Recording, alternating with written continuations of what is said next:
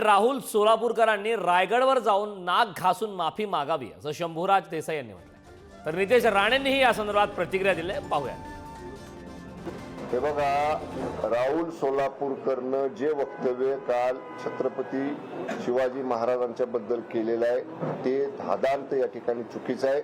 छत्रपती शिवाजी महाराजांचा अवमान करणार आहे, छत्रपती शिवाजी महाराजांच्या शौर्याला कमीपणा देणार आहे।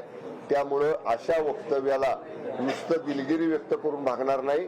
तर राहुल सोलापूरकरनी या वक्तव्याबद्दल बिनशर्त शिवप्रेमींची आणि रायगडावर जाऊन छत्रपती शिवाजी महाराजांच्या समाधीपाशी नाक घासून माफी मागितली पाहिजे। माफी मागितली ना त्यांनी, माफी नाही मागितली असती तर आम्ही पुढचा कार्यक्रम केला असता, पण माफी मागितली आहे। शेवटी छत्रपती शिवाजी महाराजांच्या विषय आम्ही सगळे जणांचा दैवत आहे, तो दैवत आहे ते, आणि आमच्या दैवताबद्दल असं कोणी कुठल्याही पद्धतीची काही वळवळ करत असेल तर सगळ्यांच्या भावना भडकणार आहेत।